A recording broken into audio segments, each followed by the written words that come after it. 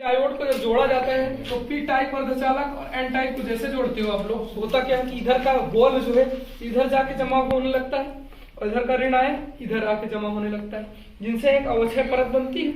अब अवक्षय परत बन जाने के बाद क्या होता है, धीरे धीरे जैसे ही अवक्षय परत का निर्माण हो गया तो यहाँ एक विद्युतीय क्षेत्र लग गया।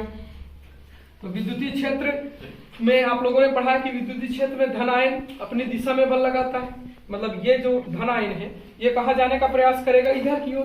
जब इधर की ओर जाने का प्रयास करेगा तो ऑलरेडी अवक्षय परत है तो बल भले इधर लगे, लेकिन अवक्षय परत के कारण ये धन आयन कहाँ नहीं जा पा रहा है, इधर नहीं जा पा रहा है। और ऋण आयन अपनी विपरीत दिशा में बल लगाता है, तो ऋण आयन रहा ये यहाँ पे, तो ये बल ये यहाँ है तो बल कहाँ लगाएगा, इधर की ओर। जब विपरीत इधर की ओर बल लगाएगा अपनी विपरीत दिशा में।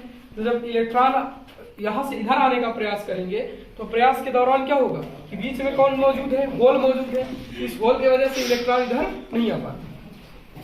तो इस तरह पीएन संधि डायोड बन के निर्मित होता है। फिर इनको जो है फॉरवर्ड बायसिंग और बैकवर्ड बायसिंग में जोड़ा जाता है। तो सबसे पहले हम लोग क्या पढ़ेंगे, फॉरवर्ड बायसिंग।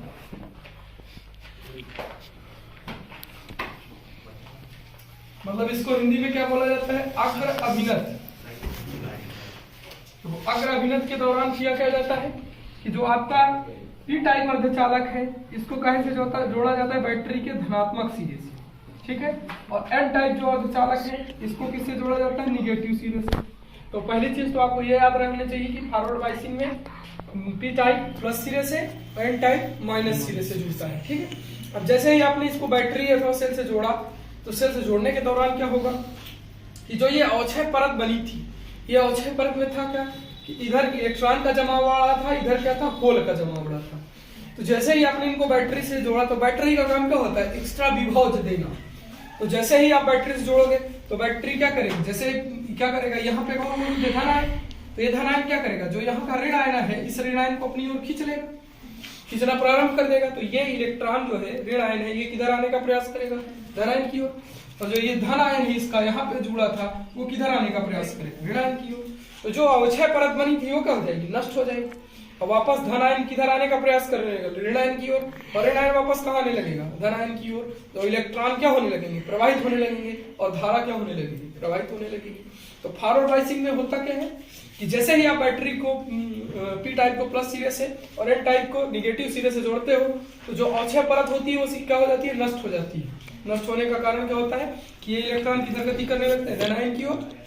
जो धन आयन है वो कहा जाता है ऋण आयन की ओर, जिससे अवक्षय परत क्या हो जाती है, नष्ट हो जाती है। अब जो है विद्युत धारा आप खुद ही पढ़े हो कि धन से होकर कहाँ तक जाती है, ऋण से। अब ये धन आयन इसका वापस प्रवाहित होकर कहाँ रहा, ऋण आयन की ओर। और इलेक्ट्रॉन जो है यहाँ से निकल के पूरा सर्किट अपना कंप्लीट करके वापस फिर वही आ जाता है। जब इलेक्ट्रॉन को प्रवाहित होने के लिए सर्किट मिल गया तो इसका मतलब क्या है, विद्युत धारा का प्रवाह होगा। तो पीएन संधि डायोड विद्युत धारा का प्रवाह कब करता है, जब वो कैसे जोड़ा जाए, अग्र अभिनत, मतलब फॉरवर्ड बायसिंग में जोड़ा जाए तो विद्युत धारा का प्रवाह होता है। और किन के कारण होता है, इनके अधिकतम आवेशों के कारण। देखो इसका अधिकतम आवेश प्रेजेंट टाइम में पी टाइप में अधिक कौन होता है, धन आयन। तो पी टाइप के बारे में कल ये चीज बताई गई होगी कि पी टाइप का अधिकतम आवेश क्या होता है, होल, बताई गई थी। और न्यूनतम आवेश क्या होता है, इलेक्ट्रॉन। और एन टाइप में अधिकतम आवेश क्या होगा, इलेक्ट्रॉन, और न्यूनतम आवेश क्या होगा, होल। ये चीजें बताई गई हैं, ध्यान रखिएगा। तो जो धारा प्रवाहित हो रही है उसमें न्यूनतम आवेश से मतलब नहीं, किससे मतलब है, अधिकतम आवेश से। इसका अधिकतम आवेश होल कहाँ प्रवाहित हो रहा है, यहाँ तक, और इसका इलेक्ट्रॉन प्रवाहित हो रहा है यहाँ तक। मतलब धारा किनके कारण प्रवाहित हो रही है, अधिकतम आवेशों के कारण, ठीक। अधिकतम आवेश का जब जैसे अवक्षय परत नष्ट होती है, अधिकतम आवेश एक दूसरे में प्रवाहित होना स्टार्ट हो जाते हैं और विद्युत धारा का प्रवाह होता है। तो जैसे इनके बीच अगर हम इनका ग्राफ देखें धारा का, तो जैसे ही मतलब पीएन संधि डायोड को फॉरवर्ड बायसिंग में जोड़ा जाता है तो पहले अल्पतम मात्रा में धारा निकलती है, कम निकलती है शुरू, क्यों, क्योंकि उसमें अवक्षय परत एकदम कंप्लीट रूप से बनी होती है।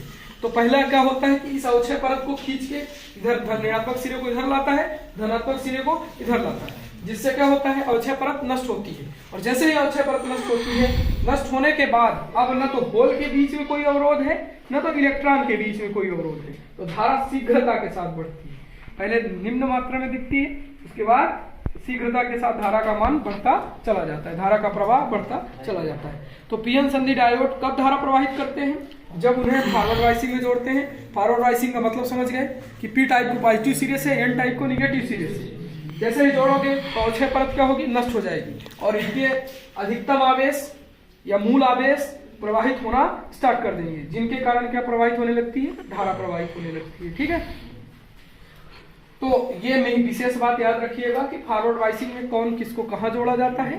दूसरी चीज कि किनके कारण धारा प्रवाहित होती है, अधिकतम आवेशों के कारण कि न्यूनतम आवेशों के कारण। भाई न्यूनतम आवेश भी इलेक्ट्रॉन कहाँ आएगा? इसका इलेक्ट्रॉन कहाँ जाने का प्रयास करेगा? इधर से घूम के यहाँ आने का प्रयास करेगा ना। जैसे कुछ न कुछ मात्रा में इलेक्ट्रॉन भी तो होता है, जैसे कुछ न कुछ मात्रा में होल होता है, तो वो भी आएंगे, लेकिन उनके द्वारा इतनी न्यूनतम धारा प्रवाहित होगी जिसको महसूस नहीं किया जा सकता। जो मूल धारा है वो इनके अधिकतम आवेशों के आवागमन से या अधिकतम आवेशों के परिवहन से ही धारा का प्रवाह होगा। ठीक, आई बात समझ में सबके?